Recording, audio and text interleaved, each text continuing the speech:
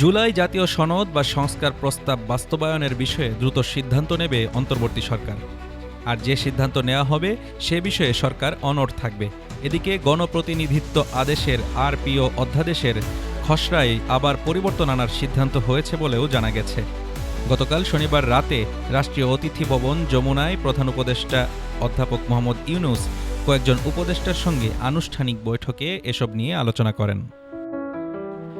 আগামী ফেব্রুয়ারির প্রথমার্ধে অনুষ্ঠেয় ত্রয়োদশ জাতীয় সংসদ নির্বাচন শান্তিপূর্ণভাবে সম্পন্ন করতে এবং নির্বাচনকে কেন্দ্র করে নিশ্ছিদ্র নিরাপত্তা বজায় রাখতে সব ধরনের প্রস্তুতি নিতে তিন বাহিনীর প্রধানদের প্রয়োজনীয় নির্দেশনা দিয়েছেন প্রধান উপদেষ্টা অধ্যাপক মোহাম্মদ ইউনূস। প্রধান উপদেষ্টা বলেন, ফেব্রুয়ারির প্রথমার্ধে অনুষ্ঠেয় নির্বাচন অবাধ, সুষ্ঠু, নিরপেক্ষ, শান্তিপূর্ণ ও উৎসবমুখর করতে অন্তর্বর্তী সরকার প্রতিশ্রুতিবদ্ধ। গণভোটের সময় নিয়ে বিএনপি ও জামায়াত যখন পরস্পর বিরোধী অবস্থানে, তখন তাদের সমঝোতার খবর শুনতে পাওয়ার কথা বললেন জাতীয় নাগরিক পার্টির মুখ্য সমন্বয়ক নাসির উদ্দিন পাটোয়ারি। পাটোয়ারি বলেন, বিএনপি নোট অব ডিসেন্টের জায়গা থেকে সরে আসবে, আর জামায়াত হয়তো নির্বাচনের আগে গণভোটের দাবি থেকে সরে আসবে। এ ধরনের একটি ইনার টেবিলে বোঝাপড়ার খবর আমরা শুনতে পাচ্ছি। পাটোয়ারি আরও বলেন, এখন বড় দুটি দলের মধ্যে জুলাই সনদ একটা ভোটের জন্য দর কষাকষির সনদ হয়ে গেছে।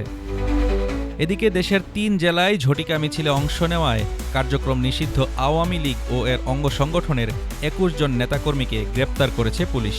এর মধ্যে কুমিল্লায় গ্রেপ্তার হয়েছেন ১৩ জন, নারায়ণগঞ্জে ৫ জন ও ময়মনসিংহে ৩ জন। চলতি বছরের প্রথম ৯ মাসে প্রায় ৩৩,০০০ কোটি টাকার ব্যবসা করেছে বহুজাতিক cigarette company British American tobacco Bangladesh company বা বিএটিবিসি।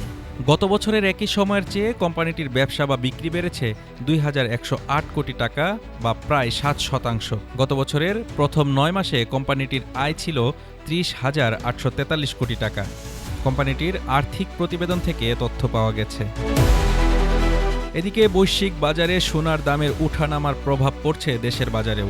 বৈশ্বিক অস্থিরতার জেরে দেশের বাজারেও সোনার দাম একদিন কমছে তো পরদিন আবার বাড়ছে।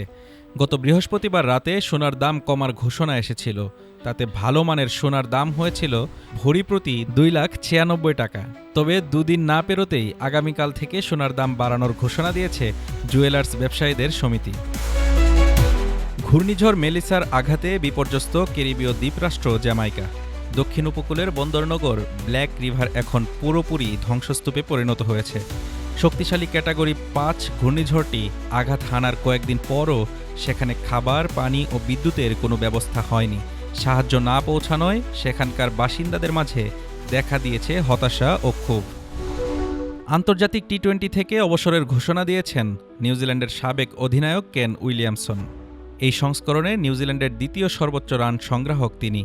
৯৩ ম্যাচে ৩৩ গড়ে রান করেছেন ২,৫৭৫। ৩৫ বছর বয়সী অভিজ্ঞ এই ব্যাটসম্যান আন্তর্জাতিক টি-20 ছাড়লেন এমন সময়ে যখন ২০২৬ টি-20 বিশ্বকাপ শুরু হতে বাকি ৪ মাসেরও কম।